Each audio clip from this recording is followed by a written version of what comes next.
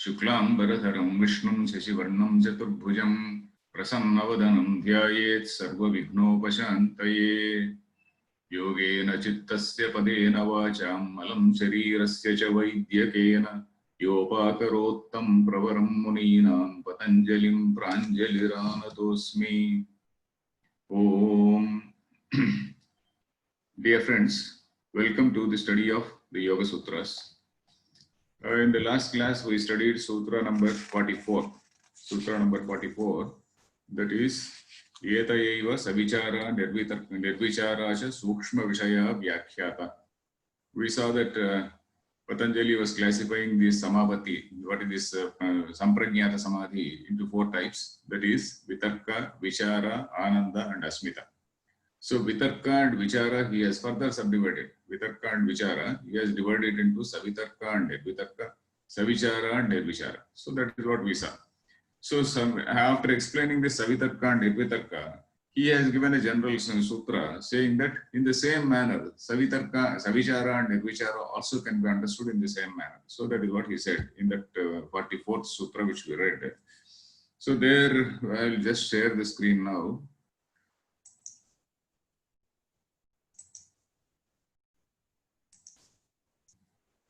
Yeah, this we have to start. But before that, there was a small question about this Savichara, in this Savitarka and Nirvitarka, the Savitarka, when you are remembering all this, all the things which are associated with the object of focus. Suppose you are having one object, you are focusing on a particular object, and you are remembering all the descriptive features about that. So that is called Savitarka. And Nirvitarka is only the object alone is there and all other details are absent. So in a similar manner, for Nirvichara, what did he say? For Nirvichara, he was talking about Desha Kala Nimitta. So this Desha Kala Nimitta, why these words Desha Kala Nimitta are used? There was a question. So Desha Kala Nimitta again is with reference to the Buddhists only. Because the Buddhists, for the Buddhists, when some cognition arises, it is there Kshanikam, and again it is not there in the next minute. But here we are talking about something which is going to be a fairly long-lasting state of Samadhi. This particular Samadhi is not something which is momentary. It is something which is there, long-lasting. It is there for some time. So that is how that Desha Kala Nimitta, with all those details, if the Samadhi is there, it is called Savichara Samadhi. Without those details, only the Bhuta Sukshma is just, it is being examined, it is the object of focus. Then it is called a Nirvichara Samadhi. So that was the point, where exactly this point, Bhuta Sukshma Alambani Bhutam Savichara Samadhi Udita Shantodita. Yeah. Then again, Bhuta Sukshma Swarupena Alambana Bhutam, then Prajnacha Savichara Shunyeva. That particular line was there about Desha, Kala and Nimitta. Shanta Udita Anya Avyapadesya Dharmavachinneshu, Shanta Udita Avyapadesya, again past, present and future. All those things are with reference to Buddhists only, because in the case of Buddhists, all those things, they become irrelevant. So now we come to the next question, next sutra, that is Sukshma Vishayatvancha Alinga Pariyavasanam. So we were meditating on what is called the Sukshma Vishaya. Why Sukshma? Because grass is the effect and Sukshma is the cause. So in every school of philosophy, we see that this cause-effect relationship is examined. That cause-effect relationship. So a human being, okay, the human being, what is the body? What does the body consist of? And again, what are the ingredients? And how we can go back and back and back. So we have to go back and back, that is mind, and then that cosmic mind, and then again, what is responsible for that cosmic, what is the cause for that cosmic mind, and again, what is that ultimate, where exactly it ultimately stops, where the buck stops there. So that is what is the investigation. That investigation in Vedanta, we call it the process of Laya. What is this? Panchakosha Laya, we say. So similarly, some sort of examination is being done here also. So this Sukshma Vishayatvam, to what extent, when you are meditating on this, what is called Bhuta Sukshma, to what extent that meditation can go? Will it stop with some atom, or will it stop with something more, subtler? So what exactly, where exactly does it stop? So here this sutra is saying that this extent, the range goes right up to the pradhana. If you keep on meditating on what is the cause for this, what is the cause for this, what is the cause for this. So if you go on investigating into that, examining or contemplating in that manner, you will go up to that pradhana. So that pradhana is that alinga. Sukshma vishayatvancha alinga pariyavasanam. Sukshma vishayatvam. This examination about this subtleness is alinga pariyavasanam. Alingam pariyavasanam yasya. That is alinga pariyavasanam. What is pariyavasanam? Sometimes we use this word in Telugu also. Dini yoka pariyavasanam means pariyavasanam is a consequence. But avasana is Avasana kalam vishay, avasana dasha. Avasana is somebody is coming, his end has come near. That is avasana. Pariyavasanam means it ends with that. Sukshma vishayatvam, it ends with that alinga. That is, it goes and goes and goes, and then it goes and stops there at that alinga. Alinga pariyavasanam. So let us see the meaning. Sukshma vishayatvam, that extent of subtleness, the examination of that subtleness. Sukshma vishayatvam cha, of course, we don't start the word with the sentence with and. So that the extent of subtleness, alinga pariyavasanam, it extends up to this pradhana or prakriti. So you keep on contemplating on the body, sukshma, that is, for example, bhuta sukshmam, that is tanmatra. Tanmatra is that shabda tanmatra, rupa tanmatra, rasa tanmatra, etc. So that tanmatra, where it has come from. For that tanmatra, the ahankara is the cause. What is called the tamasa ahankara is the cause. Then again, what is the cause for that ahankara? Ahankara, the cause is mahat. Then for that mahat, the cause is the pradhana. So ultimately, the buck stops there at pradhana. So that is what we see in this sutra. So the sukshma vishayatvam alinga pariyavasanam. Alingam pariyavasanam. What is this alinga? Why? What is this linga and alinga? Lingam means that which gets resolved into something else is lingam. Liyate iti lingam. That which gets resolved into something is called lingam. Alingam is something, you see what these people they write. Alinga pariyavasanam. Alingam prakriti tattvam. Sukshma vishayat alingam pariyavasanam. Na kvachit liyate. Nava kinchit lingati gamyati iti alingam. Na kvachit liyate. It does not get resolved anywhere. For that, this, for example, tanmatra is getting resolved in the sense, for that there is a cause, that is ahankara. Ahankara is getting resolved in mahat. Mahat is getting resolved in pradhanam. And this pradhanam is not getting resolved in anything. It is something which is an eternal entity. According to Sankhya, pradhanam is something which is on par with Purusha and Prakriti. They are very much there. Both are there. So, na kvachit liyate, nava kinchit lingati. It is not something, it is something, it is not indicating anything. Lingam, lingyate anena iti lingam. That is that which can be cognized. So that is what is lingam. So, but here, na kvachit liyate, it is not getting resolved anywhere. Na kinchit lingati.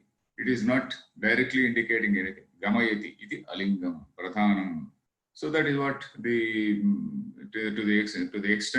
to that extent, our analysis or our examination or meditation goes. Then, he is now telling what is the sukshma vishaya, what is the sukshma. Parthivasya anoho gandha tanmatram sukshmo vishaya. Parthivasya anoho. Parthiva belonging to Prithvi is Parthiva. We use the word Parthiva is also called a king. Parthiva, hey Parthiva. So Parthiva is something belonging to Prithvi. So then Parthivasya anoho, for that atom of that Prithvi, then Prithvi means you can take any aspect. You can take a stone, you can take some clay, you can take tree, you can take the human body itself. All these things are made of Prithvi only. Parthivasya anoho gandha tanmatram sukshmo vishayaha. We know that these 5 elements, they are responsible for 5 senses. We know that 5 elements which we see outside, they are responsible for, they correspond to 5 senses which are there in us. Adhyatma. What is this Adhyatma? Is related to Adhibhuta. And there is what is called Adhidaiva, that is Indriyanugraha Devataha. Suppose my eye is the sense of sight is in this golem called eye. Then this light is there in the Bhuta, which is there in Prakriti, is called the Adibhuta. And there is Indriyanugraha Devata, that is called the Adhidaivata. We also visualize that Adhidaivata level, that Surya is the Indriyanugraha Devata. So like that for all the Indriyas, for the 10 Indriyas, that is 5 Jnanendriyas and the 5 Karmendriyas, we talk about 10 Indriyanugraha Devata. So all these things, they are the subtler and subtler things. So for this Parthivasyanu, Gandha Tammatra, like that Rupa Tammatra, Rasa Tammatra, Sparsha Tammatra, we are going to see that. Gandha Tammatram Sukshmo Vishayaha, that is the subtler thing. Then Apyasya means Prithivyapaha Tejo Vayurakasha, up is water. Apyasya, for that water, Apyasya Anoho, we have to take this Anoho also, for that Anu of water. Rasa Tammatram is the Sukshma Vishaya. Rasa Tammatram is the subtle with respect to water atom, and with respect to fire, Tejas. Tejasasya, with respect to fire, Rupa Tammatram is the subtler thing. Then Vayaviyasya, belonging to Vayu, that atom for the Vayu atom. Sparsha Tammatram is the subtler thing. And Akashasya, Shabda Tanmatram is the subtler thing. So we are going from our Indriyas to the cause for those Indriyas. And these Indriyas, where are they coming from? So they are coming from what is called Ahankara. So Vedanta says, it is Vedanta, and also in this Sankhya philosophy, they say that Ahankara has got three branches. Satvika Ahankara, Rajasa Ahankara, Tamasa Ahankara. If you see a book like Vichara Sagara, we see that. So from this Tamasa Ahankara, this Prakriti takes place. And Rajasa Ahankara, Prana is there. And Satvika Ahankara, the Indriyanugraha Devatas are there. So that is what we see in that structure. We need not go into that. Tesham Ahankara, for these Tammatras, the moolam or the cause, or the subtler than these Tammatras, is this Ahankara, that cosmic ego, not our individual ego, but the cosmic ego, a cosmic notion of self. So you see, in Vedanta also we see that if we visualize Brahman as a huge ocean, and if a huge wave, of course ocean itself is huge, and in that ocean there is a huge wave, and in that huge wave, suddenly that wave gets the notion I. So that is somewhat comparable to this cosmic ego. And that wave again breaks into smaller and smaller and smaller waves and ripples and bubbles and all those things. So that is all this creation. So we compare like that. So this notion of I, which is happening in the wave, or a simpler ripple, or in a bubble, is all these jivas. So it is like here also it is something comparable like that, comparable to that. So Ahankara is that cosmic ego. Then Asyapi Lingamatram Sukshmo Vishaya. Asyapi Lingamatram Sukshmo Vishaya. Sorry, Lingamatram. Lingamatram is that what we call Mahat. That structure which we saw in Sutra number 17, I think I gave a picture also. In that picture, we saw that Pradhana, Prakriti. From that Mahato Ahankara. So for this Ahankara, the lingam is Mahat. So the lingam here is that Mahat. But that lingam, there is not much meaning given. Lingamatram Mahatatvam Tadhi Layam Gachati iti. So that is what Tattva Vaisharadi writes. Tadhi Layam Gachati. Layam Gachati iti lingam. That is the final thing, the most, the topmost, say one below the topmost. So that is Lingamatram. This is the thing which finally resolves into Pradhana. Asyapi Lingamatram, this is the Mahat Tattva, is Sukshma Vishaya. Mahat Tattva, the corresponding thing in Vedanta is what we call Hiranyagarbha.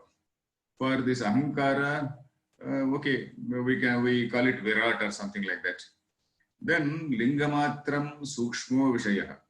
Then Lingamatrasyapi. Alingam Sukshma Vishaya. For that Lingamatram is that Mahat Tattva. For that Mahat Tattva, Alingam, that is Pradhanam or Prakriti, is the Sukshma Vishaya. That is subtler with respect to or in relation to that Mahat, Prakriti is subtler. And Nacha Alingat Param Sukshmam Asti. There is nothing subtler than Prakriti. That Prakriti is the ultimate thing. There is nothing subtler than Prakriti. And a yogi who is contemplating on this cause-effect relationship and who is trying to know the ultimate cause and whatnot. So he can go right up to this Alinga. So that is what he says. But then he can't go up to Purusha, because Purusha himself is the Purusha itself. We can call it Purusha himself or itself, because Purusha is not a person. So we can call it itself. Purusha itself is the knower. Purusha itself is the knower. So that is why the knower, obviously the knower cannot see itself. So for them, the cosmic ego is subtler. For that too, the Mahat is subtler. For that Mahat, the Prakriti is subtler. There exists nothing subtler than this Prakriti. Then when somebody may doubt, oh, but nan vasti Purushaha Sukshma iti. There is one entity called Purusha, which is Sukshma. That is the most subtle thing. Sukshma iti. Satyam, yes. But then yatha lingat paramalingasya saukshmyam. Linga, not paramalingasya. Lingat param alingasya. Lingat param alingasya saukshmyam. Nachaivam purushasya.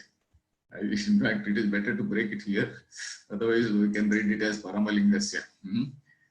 Lingat param alingasya saukshmyam. Nachaivam purushasya. Just as we see the relationship between lingam and alingam. Lingat param. Above this lingam is alingam. Lingam is Mahat and then Alingam is Pradhana. In relation to this Linga, that Alingam is Sukshma. But this Purusha and Prakriti, they don't have the same relationship. They belong to a totally different class. Whereas here, of course, there is something which is a cause and effect. But there is no cause-effect relationship between Purusha and Prakriti. Nachaivam Purushasya. For Purusha, that sort of relationship does not constant, that does not apply. So that is what he writes. The subtleness of Purusha in relation to Prakriti is not like the subtleness of Prakriti in relation to Mahat. Prakriti in relation to Mahat means Mahat resolves into Prakriti, whereas Prakriti does not resolve into Purusha. Prakriti finally does not resolve into Purusha in Sankhya. Of course, in Vedanta it resolves. In Vedanta, what we call Prakriti, or otherwise called Maya, or what is called Maya Vachinnam Chaitanyam. It is only an appearance in that Brahman. So in Vedanta, this Prakriti is something which is an appearance in Brahman. Whereas here in Sankhya, Prakriti and Purusha are two independent things. Prakriti does not resolve into Purusha. So the relationship between Prakriti and Purusha is not the same as the relationship between Prakriti and Mahat. So that is what he writes.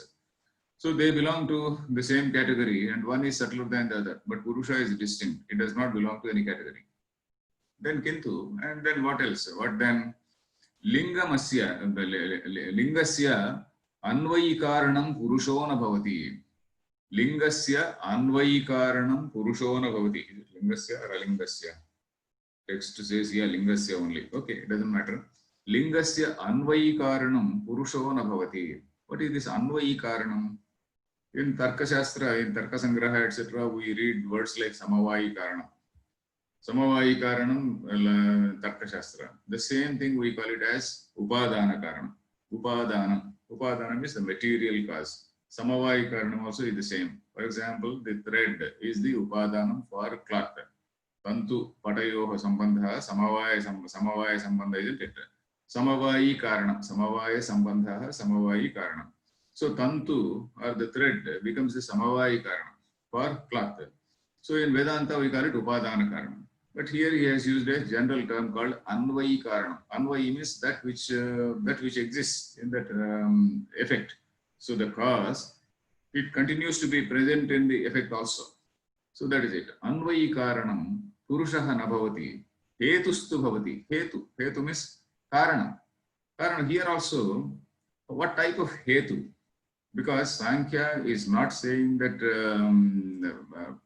Purusha is creating Pradhana. Sankhya is saying that Purusha and Pradhana are two independent entities. Only control is Purusha has some sort of bhoktrutva. No kartrutva, but only bhoktrutva. Purusha has only that bhoktrutva. So from that point of view, it can be called a hetu. So that is what Shankaracharya in his commentary, this Vivaranam, Shankaracharya, we know that there is a commentary by Shankaracharya, said to be by Shankaracharya on this. It is called Vivaranam. So in that Vivaranam he writes, somewhere I noted it, Anvayi Karanam. Yeah. Pradhana pravruttau bhokturtvena nimittam bhavati ityarthaha. Pradhana pravruttau. That means pradhanasya pravruttau. That is Pradhana or Prakriti in that state of equilibrium. So this Purusha is the one who disturbs that equilibrium. And then Sattva, Rajas, Tamo, Guna, etc., etc. Purusha disturbs in the sense by his mere presence. He doesn't. There is no action also. By this mere presence, like a magnet. Sankhya gives the example of a magnet. So by the mere presence of Purusha, the Prakriti gets activated. And then Sattva, Rajas, Tamo, Guna, etc. and all that. So there is Purusha, there is Bhoktrutvam for Purusha. So pradhana pravruttau, that is pradhanasya pravruttau, bhokturtvena nimittam bhavati ityarthaha. That is what Shankaracharya writes. SB denotes Shankara Bhashyam. Let us see the line again. Lingasya anvayikaranam purushona bhavati. That is, Purusha is not the anvayikaranam, like not like thread in a cloth. Hetustu bhavati. What type of hetu? Shankaracharya explained it. Then ataha Pradhane Saukshmyam Niratishayam Vyakhyatam. Pradhane, in that Prakriti, Saukshmyam Niratishayam. Niratishayam is beyond that, there is nothing subtler in that particular category. In whatever what we call Drusya and Druk, you come back to the Drusya Druk paradigm. If you come to that, then Druk is only one. Druk is that Purusha. Then Drusyam, it varies. Drishyam, it varies, okay, starting from human body, the entire universe, which we see all that diversity in the universe, all that variegated universe. And again, you go back and back and back, you go to what is called that one particular thing called Prakriti. So, and Pradhane, Saukshmyam Niratishayam, that is the ultimate in that subtleness. It is Niratishayam Vyakhyatam, it has been told. So the translation is, but Purusha is not the material cause for Mahat, it is the instrument. I have also used this word, it. It is the instrumental cause. Hence, the highest extent of subtleness is said to be in the Pradhana or Prakriti. So, Anvayi is that cause which is inherently present, which inheres, they say, inherently present in the effect, like thread in a cloth. It is called the material cause, the Upadana Samavai Karana. The weaver is the instrumental cause for the cloth. But in the case of Purusha, he is not the maker. He is only somebody who, by his mere presence, he influences. So Purusha is said to be the instrumental cause. In what sense? Pradhana, I explained, Bhoktruttvena nimittam bhavati. So this is how we have to understand. He does not become the nimitta karana in the sense that water is taking some clay and making some pot. He is not nimitta karanam in that sense. Then come to the next sutra. Ta eva sabija samadhihi. Taha. They. What are they? We are talking about these samapattis, so that is why it is in feminine. Taha eva, those things. Savichara, nirvichara, savitarka, nirvitarka, those four, they have to be brought under the category of sabija samadhi.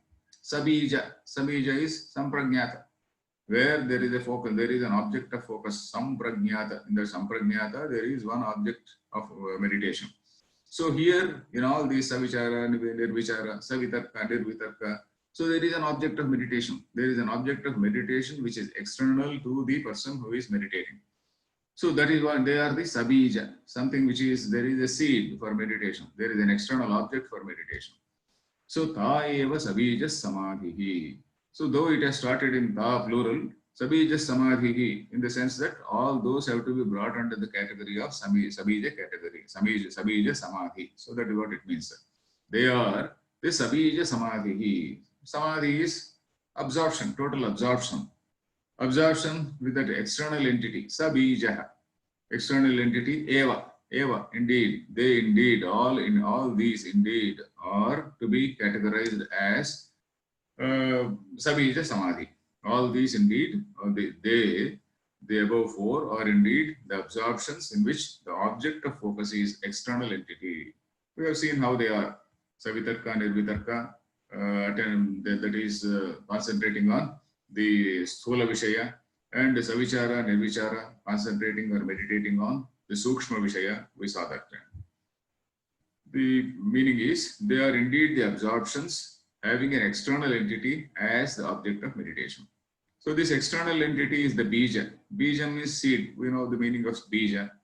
Bija, seed, or alambana. In other words, we can call it alambana or alambanam. Both are okay. The object of focus. The word eva qualifies the word sabija. That is sabija eva, says Vachaspati Mishra. That means sabija only. This samadhi is to be categorized as sabija only. So ta eva, they only. We should not say they only. They are sabija samadhi only. They are indeed sabija samadhi. So that is the meaning. ताश्चतस्रः समापत्तयो बहिर्वस्तु बीजाः means बीजाः इति समाधिरपि सबीजः ताश्चतस्रः those four feminine gender, so chatasrah ताश्चतस्रः समापत्तयः samapatti is again feminine. So samapatti, what is that samapatti? Savichara samapatti, nirvichara samapatti, savitarka samapatti, nirvitarka samapatti. All these things. Bahirvastu bijaha. Bahirvastu bijam yesham taha. Yasam, okay, yasam taha, because it is again feminine. Bahirvastu bijaha yasam taha samapattayaha. So they are Bahirvastu bijaha. The external object or an external entity is the bija or the alambanam or the support, the object of focus in those samapattis. So that is the reason why this samadhi has to be categorized as, all these samadhis have to be put in the category of sabija samadhi. So these four transformations of mind, samapatti, we should remember the word samapatti, samapatti. That is transformation of mind into that particular object. They have an external entity as the seed or bija, and hence the absorption is called sabija. Then tatra sthule arthe savitarko nirvitarkaha. Again he is explaining the same thing. Tatra sthule arthe savitarko nirvitarkaha. Sukshme arthe savicharo nirvichara. Iti chaturdhopasankhyaataha. Chaturdha upasankhyaataha samadhiriti. Tatra, in this context, sthule arthe, in the context artha means object. Artha is not meaning. Artha is object. Sthule arthe, in a physical object. In a sthula, grass, let us say grass object. Savitarka, nirvitarka. The meditation on grass object is savitarka and nirvitarka.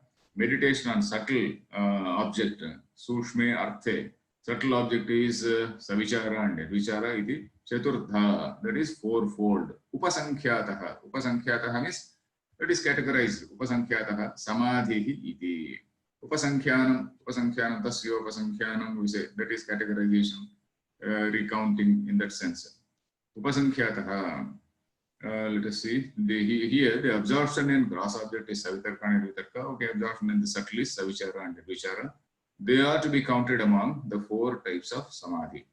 Four types of samadhi means, of course, one commentator has also referred to Ananda and Asmita. So they have to be counted, these samadhis, they have to be counted in those four levels. That is, Samprajnata samadhi is level 4. That is, Vicharanugata, Vitarkanugata, Vicharanugata, Anandanugata, and Asmitanugata. So though there is subcategorization, these four have to be counted in those four only. That is, we should not count them as 6, we have to count them as 4 only. Okay, here we may recall this of course, it is not a very important, counting is not very important. Here we may recall Sutra number 1-17, talking of 4 types of Samprajnata Samadhi. Of them, 2 have been further divided into 4. This we have to see. We have seen. The other 2 are Anandanugata and Asmitanugata. The next sutra, these sutras today are rather, fairly easy. Nirvichara Vaisharadhye Adhyatma Prasadaha. Nirvichara Vaisharadhye.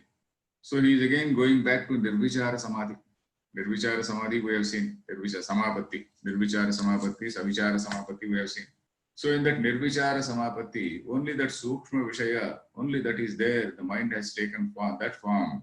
And even all the details about time, place, etc., they are also, all those details are absent. only that object is shining in the mind. So that nirvichar, when that is so, the mind attains a sort of serenity. Vaisharadhyam, Visharada. That is, we also use the word Visharada. Sharada, of course, is the goddess Saraswati. Visharada, we say Visharada is that purity, clarity of mind, and then Sattva Guna, all those things are associated with this. Nirvichara Vaisharadhye, of course, he is giving a meaning for this, and he is explaining what is this Vaisharadhyam. Nirvichara Vaisharadhye. Right now, we can take the meaning as purity. Let us take it. Adhyatma Prasadaha. Adhyatma is the mind. Atmani iti adhyatmam, isn't it? Atmani, in oneself. Prasada is that sort of tranquility. Prasada buddhi. In Gita also we see prakarshena sidati. That is, he happily sits. Sadadhatu. Sadadhatu is to sit, isn't it? The prakarshena sidati. Then prasada. He is happily sitting. That means very tranquil. He attains the tranquility of mind. Nirvichara Vaisharadhye Adhyatma Prasadaha. The tranquility of mind arises. So Nirvichara Vaisharadhye Sati Saptami. When that purity of Nirvichara arises, when that purity of Nirvichara Samapatti arises, Adhyatma Prasadaha Bhavati. We can take one word. Adhyatma Prasadaha. One experiences that serenity of mind. The yogi experiences serenity of mind when purity of Nirvichara arises. What is this purity? He is explaining in this line. Ashuddhi avarana mala apetasya. Ashuddhi avarana mala apetasya. So Ashuddhi is something which is an impurity. Avarana, it is that which is pervading or which is covering or which is following. Avarana. Avarana is actually covering. Ashuddhyavarana mala apetasya. Apetam is devoid of. Ashuddhyavarana mala apetasya means devoid of all these impurities which follow attendant impurities. Yeah, avarana. I use that word for that word avarana. I translated it as attendant impurities. Devoid of all the attendant. Suppose Rajoguna is there. Along with Rajoguna, the attendant impurities are our anger, hatred, and prejudice, etc. Suppose I am sitting for I want to sit for meditation, and just then I have seen some WhatsApp message, some saying that something has been done, and then against us, and then you see in these WhatsApp messages nowadays they provoke so much of what can we say udvega. Yasman nodvijate lokaha lokan nodvejayati. We remember that line in Gita. So they excite us so much. Not only excite, they agitate. Not only excite, but agitate. Oh, such a bad thing has happened. Oh, this government has done such a stupid thing. So something like that. They such agitating things. So with all that agitated mind and also some little bit of anger and whatnot, suppose I sit for samadhi, then what type of samadhi can it be? So a person who is in that field, it is very difficult for him to attain samadhi. But for somebody who is a seeker, who has risen above all those things, who has discarded all those things, who have removed all those things from his mind, for him this sort of samadhi is possible. So Ashuddhi Avarana, there is no Rajas and Tamas. So Rajoguna and Tamoguna are totally conquered. So either by totally withdrawing or by properly understanding them, whatever it is. So Ashuddhyavarana mala apetasya. Apetam is something which has gone away. Apetasya, that is devoid of attendant impurities. Prakashatmanaha. By nature it is brilliant in nature. Prakasha Atma. Atma means nature, self, isn't it? Prakasha Atma. Which Atma is of the nature of Prakasha. That is brilliant in nature. Buddhi Sattvasya, for that intellect. Rajas Tamo Gunabhyam Anabhibhutaha. He has also mentioned it. Na Abhibhutaha. Unaffected by. Abhibhuta is affected. Anabhibhutam is unaffected by. Rajas Tamobhyam Anabhibhutaha. Unaffected by this Rajoguna and Tamoguna. Swachha Sthiti Pravaha Vaisharadhyam. Swachha Sthiti Pravaha. Swachha, pure, that Sthiti Pravaha, that flow of mind, that pure flow of mind, devoid of all impurities, devoid of Rajoguna, devoid of Tamoguna. So that thing, that brilliance of mind, when you are not having this Rajoguna and Tamoguna, the mind is very, very brilliant. The mind is very active. When you are not having any prejudice, when you are not having anger, when you are not having anything, a man like Rama can also fight. Because if you read Ramayana, you get that word, Krodham Aharayamasa. Very frequently Valmiki uses that word. Krodham Aharayam. Very frequently means, so at least I have recall at least 4 or 5 times. That is, he is not angry, but he Aharayamasa. That is Jitakrodha. Valmiki initially describes Rama as Jitakrodha, who has conquered anger. Then how can he kill Maricha and all these people? Not Maricha, the other fellow, that Khara Dushana. When the Khara Dushana, etc. come, he becomes like a Rudra. So Krodham Aharayamasa, he says. That means he summoned up Aharayamasa, he summoned up anger. So it looks as though anger is under his control.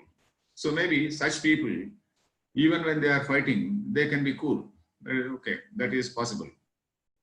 Rajastamobhyam anabhibhutaha swachha sthiti pravaha. It is just a pure flow of mind.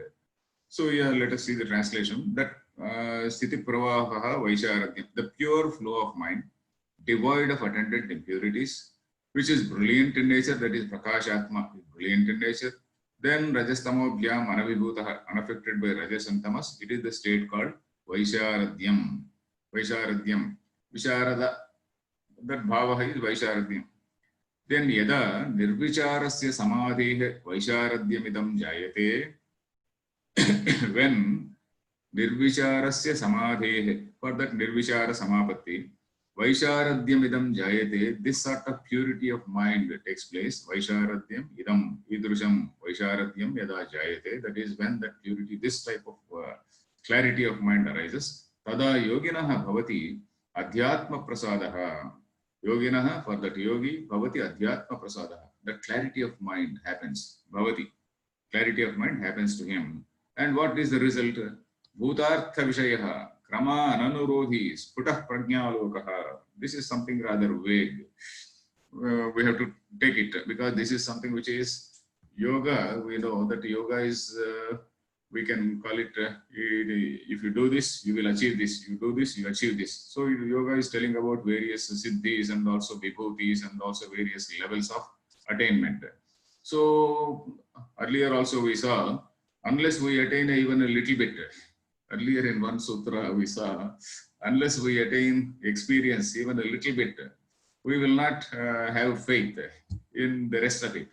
So I think we have to practice and try to attain a little bit. Only then we will be able to accept it. Otherwise, we may be saying, okay, he is making some tall claims, or okay, he is making some promises. We may think like that. But then, better to stop. Better to start doing some serious meditation to experience something. So bhavati adhyatma prasadaha, that purity of mind, bhutartha vishayaha, that purity of mind. If you either you can digest all the WhatsApp messages, or you have to withdraw from the WhatsApp totally. Bhutartha vishayaha, that is bhuta artha. Bhuta means existing. Bhuta artha vishayaha, not the past. It does not mean past. A vastu as it is. Bhutartha vishaya. Yatha bhutartha vishaya. Bhutartha means yatha bhutartha. That is, when he is contemplating on a thing, he gets a very, very clear picture of that particular object. He is concentrating on a particular issue. He gets a very clear idea, very clear knowledge about that particular issue. And krama ananurodhi. This is also rather vague. Krama means a sequence. Krama ananurodhi means he need not go in a sequence. He need not go from stula to sukshma, sukshma to subtler, and from subtler to more subtle, and from that to more subtle, etc. He need not go. He will have the complete picture. For that, the commentators also say, krama ananurodhi, vishara vaisharadhye, krama ananurodhi, yugapat ityarthaha. Yugapat sarvartha grahi. So that is what Yogavartika Vijnana Vikshu writes. Yugapat sarvartha grahi. Yugapat. Simultaneously he is having that entire knowledge. He did not go from stula to sukshma, sukshma to sushmatara, sushmatara to sushmatama, etc. All that knowledge in one go, simultaneously, it shines in his mind. Adhyatma prasadah bhutartha vishayah yatha bhutartha vishayah, that is the right knowledge of a particular thing. And krama ananurodhi, irrespective of sequence, without any sequence, simultaneously. Sputaha, very clear. Prajnalokaha, prajnayaha alokaha, aloka. It is not prajna loka, it is not lokam. Aloka means light. Prajna eva alokaha. Shankaracharya says, Prajna eva alokaha. That is that brilliant, that mental brilliance itself is the light. In the light of that mental brilliance, he is able to see everything very clearly. So that is what it says. In the light of that clarity, in the light of that brilliant mind, he is able to see prajna alokaha, prajnayaha alokaha, prajna eva alokaha. So let us see translation. When this Vaisharadhyam arises due to Nirvichara Samadhi, then the yogi experiences serenity of mind, the light of intellect. That is what is this? Prajnalokaha. I translated it as the light of intellect. Aloka is the light, Prajna is the intellect. Prajna eva alokaha. So that is the light of intellect, which sees things in their true nature. In that light, in the light of that brilliant intellect, you are able to see the objects in a very clear way, irrespective of the sequence or intermediate stages, krama ananurodhi. There is a krama, a sequence, krama ananurodhi, not following a sequence, ananurodhi, not following any sequence. That is intermediate stages of moving from gross to subtle, etc. So everything, sees everything in one vision, says Vachaspati Mishra. That is Yugapat Tavarthagrahi. So that is what he says. Then prajna eva alokaha, prajnalokaha, says Shankaracharya. Prajna eva alokaha, prajnalokaha. So the reason is elimination of rajas and tamas. It enables clarity of thought. Of course, it applies to all normal situations also. Even when you know in your own office, when you are taking a decision, when you have to take a decision, if you keep away this rajoguna and tamoguna, that means you are removing, you are keeping away the prejudices, you are keeping away your anger and all those preconceived notions, you will be able to take a more balanced decision, a very appropriate, balanced, righteous decision. So it applies to even ordinary situations also. But here we are not talking about that. Here we are talking about yogis, clarity of thought. So it is not momentary, but a continuous flow. So that is why pravaha word is used. It is not something which is momentary as in the case of Buddhists. This is something which is prajna, that is pravaha. It is something, a flow, clear flow is called Vaisharadhyam. Then Tathacha Uktam, he is quoting one shloka, Prajna Prasadam Aruhya, Ashochya Shochato Janan, Bhumisthaniva Shailastha, Sarvan Prajnyonu Pashyati. Prajna Prasadam Aruhya, having ascended or having attained, let us say, having not prasadam, not ascended, having attained Prajna Prasadam. So having attained that Prajnayaha Prasadam, that is Prajna is intellect, Prasada is serenity, serenity of thought, having attained that serenity of thought. In fact, that Sattva-guna, basically Sattva-guna is highlighted here. That's having attained the stability of that Prajna Prasadam. Ashochya. Ashochya is somebody who has transcended Shoka. But actual translation will be Ashochya means Ashochya, Anvashochastvam, Prajnavadansya Bhashati. What is Ashochya there? Ashochya means those who don't deserve to be grieved. Those who don't deserve to be, you need not feel sad that they are dying. So that is Ashochya. So here, Ashochya, in the sense that he has gone beyond grief. And grief is there only when we have rajas and tamas. When we have got love, hate, attachment, and greed, only then we have grief. When all those things are not there, we are beyond grief. So Ashochya. Then Shochato Janan Sarvan. So Anvaya, if you see, Bhumisthan Iva Shailastha. Shailastha, one who is on the top of a hill. Bhumisthan Yatha Pashyati. Bhumisthan, Bhumau Sthitan Janan Yatha Pashyati. So that is a person who is there on a hill. Very clearly he can see all those people. Suppose I am standing in a crowd, I can't stand in a crowd. So that is why the police people also, they have got watchtowers here and there. They have watchtowers to examine from a height. So from a high tower, they examine people when huge gatherings are there. So it is like that. Bhumisthan iva shailastha. Sarvan prajnaha anupashyati. If you want to see the Anvaya, Prajnaha, Prajnaha, here Prajna is the Karta. Prajnaha, Anupashyati. Prajnaha, the wise person. Prajna Prasadam Aruhya, having attained that Prajnayaha Prasad, that serenity of mind. Ashochyaha, one who has gone beyond grief. Bhumisthaniva Shailastha, like a person who is standing, who is on a hill, looks on the people on the ground very, very clearly. Then he sees people, Shochataha Janan Sarvan, all the people on the ground who are having so many griefs. So because of attachment, because of raga, dvesha, and attachment, and all those things. Shochataha Janan, they are full of grief. So he sees Anupashyati, he sees all of them. Shochataha Janan Sarvan, Anupashyati. So he sees, he looks at them. Oh, how these people are suffering. So, but this man is above that suffering. So, having attained the serenity of mental brilliance, the wise one, who is not an object of compassion, that is beyond grief, then looks at others, just as a person on a hill sees the grieving persons below. So, suppose there is some agitation going on or anything, whatever it may be, he can see all the people, what all the people are doing. So, that sort of clear vision he has, that Bhumisthaniva Shailasthaha. That is a perspective glance he has. Then this is also a nice word, Ratambhara Tatra Prajna. Tatra, in that particular situation, in that particular state, Prajna is that the awareness or vision. His vision is something which is Ratambhara. It is full of truth, filled with truth. Rutam is whatever is Satyam.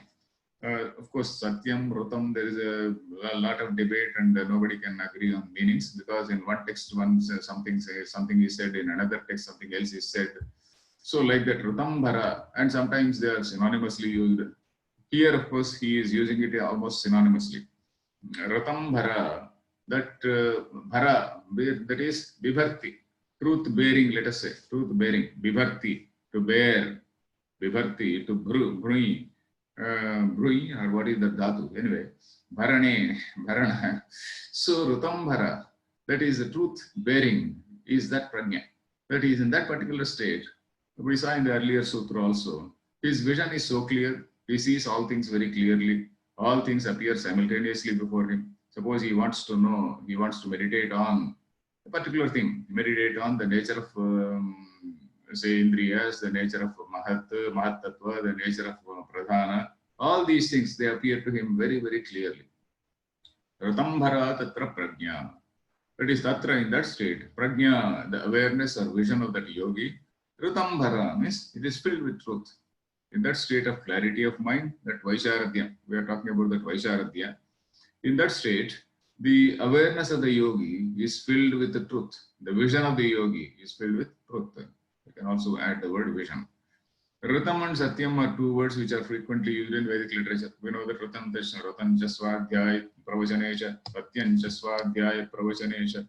So like that, Satyam, yeah, Ratam Vadishyami, Satyam Vadishyami. So those things are there. So to my knowledge, what Ratam and Satyam is something which is Sarvakalika Satyam.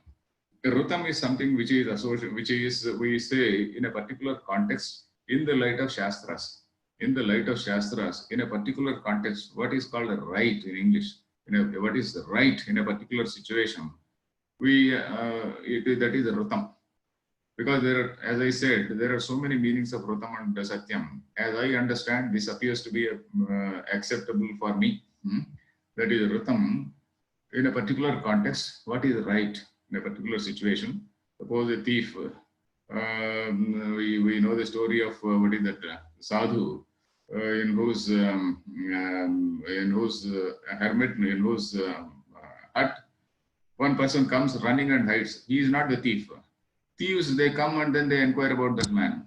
So this sadhu says, no, I have not, the eyes which have seen cannot speak, and the mouth which can speak has not seen. So something like that, and then they went away.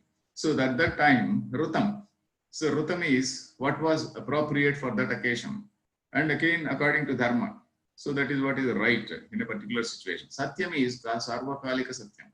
So that is we see these two words. But here, they are almost used synonymously. Ritambhara तत्र प्रज्ञा. Tasmin, so Bhashyam, Tasmin, this Adhyatma Prasade I have written, Tasmin Adhyatma Prasade, in that state of serenity of mind, Samahita Chittasya ya Prajna Jayate. So that is for the person who is having that Samahita Chitta. Samahita means balance. Actually, Samahita means in a Samadhi. That which is in Samadhi is called Samahita. Samahita Chittasya ya Prajna Jayate. That vision or that awareness which appears which happens in the mind of that person, tasya rutambhara iti sanya bhavati. Tasyaha prajnayaha. That is tasya relates to prajnayaha. Ya prajna jayate tasyaha rutambhara iti sanya bhavati. The name is Rutambhara. It bears the truth. The awareness arising in such serenity in mind of the yogi who has attained samadhi is called Ratambhara. Anvartha chasa. Anvartha means it is true to its name. Anvarthanamadheyam we say. Sometimes we see Anvarthanamadheya. Somebody says Satyamurti. Satyamurti, if he does not tell truth at all, he is not Anvarthanamadheya. Suppose he tells the truth. Somebody like Satyamurti. Or some other name. Suppose that name, his nature also is in accordance with that name. That is called Anvarthanamadheya. So here also this word Ratambhara is Anvartha. It is true to its name. Satyameva Vibharti. So Vyasa also has not made any distinction between Rutam and Satyam. So we need not bother about it. Satyameva Vibharti. It bears the truth. Nacha tatra viparyasa jnana gandhopyasti iti. Nacha tatra, in that awareness, viparyasa jnana gandha api. Gandha means not even a whiff, not even a scent. You see the whiff we say. Not even a scent of that viparyasa gandha. Viparyasa. That is, there is not even a whiff or scent of false knowledge. Viparyasa is false knowledge. His awareness is absolutely right. And Rutam Vibharti, so there is no false knowledge in that particular state of samadhi. Nacha tatra viparyasa jnana gandha api asti iti. So the translation is that is true to its name. It bears truth. There is not even a scent of untrue knowledge. There is not even a scent of, not even an iota of, not even a whiff of untrue knowledge. Tathacha uktam. Here again he quotes one shloka. Tathacha uktam. Agamena anumanena dhyanabhyasa rasena cha tridha prakalpayan prajna lapate yoga muttamam. Agamena. Agama is scripture. Anumana is our own reasoning. Suppose you read something and then you apply. This is something similar to what Vedanta also says. Shravana, Manana, Nididhyasana. Shravana, the teacher tells the meaning of the text. Okay, you have this is what is Jiva, this is what is Ishvara, this is what is Jagat, etc., etc. And then you contemplate on that, you meditate on that, and then you sort out Yukti Bhihi Anuchintanam Mananam, isn't it? Shravana is having that overall purport of Upanishads in the mind is Shravana, having a clear idea of the overall purport of the Upanishads. Then Mananam is Yuktibhihi Anuchintanam, logically trying to validate what you have heard is Mananam. Then again, Nididhyasanam is Anusandhanam. Nididhyasanam is Anusandhanam, that is applying to myself.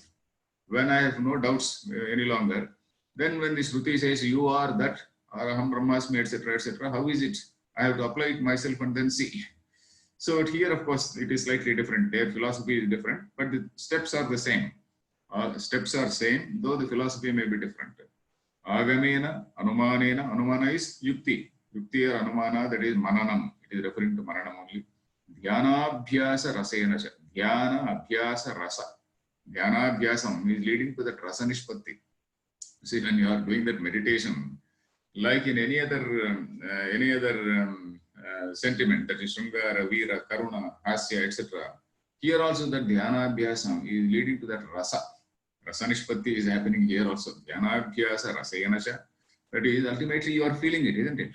Agama and Anumana, they are only at the intellectual level. So Dhyanabhyasa, you are feeling it. You are feeling it and then you are experiencing it. So that is what is rasa nishpatti. ध्यानाभ्यास रसेन च त्रिधा प्रकल्पयन् प्रज्ञा. Here prajna should be there, I think, because my text says prajna prakalpayan prajna labhate. Prajna should be there, I think, because prajna prakalpayan tridha prajna prakalpayan. So I will follow my text. Maybe here it may be a print mistake also.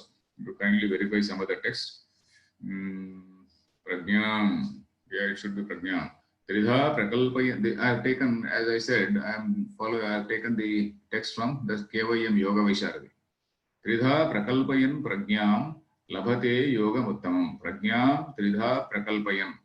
One's own intellect, prajna, tridha, by these three means, prakalpayan, by sharpening, by refining, prakalpayan, for that word prakalpayan, prajna, prakalpayan, here the meaning given by Yoga Vartika is tathacha Shravana Manana Nididhyasanaihi Tribhihi Hetubhihi. Yoga Vartika Vijnana Bhikshu writes Shravana Manana Nididhyasanaihi, by these three things, Tribhir Hetubhihi Sabija Yoga Kale, during the time of the Sabija Samadhi, Prajnam Prakalpayan, Prakalpana means sharpening, you are sharpening your mind, Prakalpayan, Prakarshena, Viparyasa Rahityena, Utpadayan, Prakarshena. Prakarsha is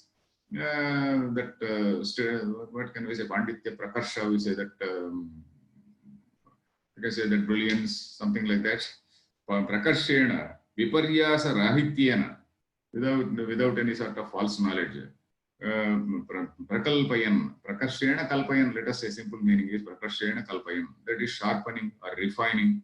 Tridha Prakalpayan, Prajnam Prakalpayan. So Prajnam Prakalpayan, that Prajnam should be there. I will change that also. I think it's a print mistake only. Prajna is only a print mistake. It should be Prajnam. Prakalpayan Prajnam Labhate Yogam Uttamam.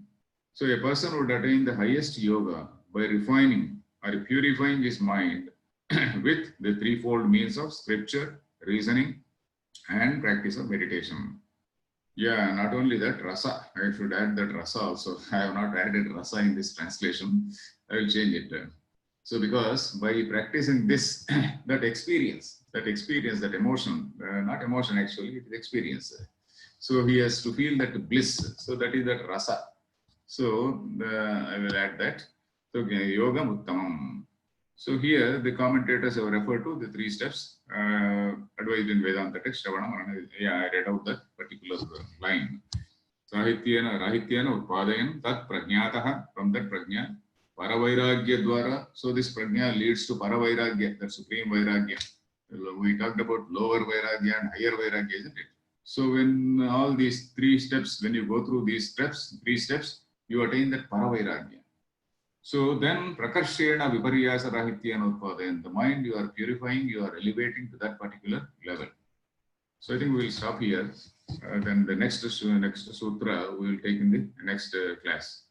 That is Shrutanumana Prajnabhyam Anya Vishaya Visheshartatvat. We'll see. Oh, the time also is over. So we'll stop here. Any question, please? Thank you, sir. Suryaji is asking, could you please suggest best book for Sankhya philosophy? Sankhya Tattva Kaumudi is there by Sankhya Sutra, Sankhya Tattva Kaumudi by Vachaspati Mishra. It must be available. It is available. The text, of course, is available in Sanskrit. It must be available in English translation also.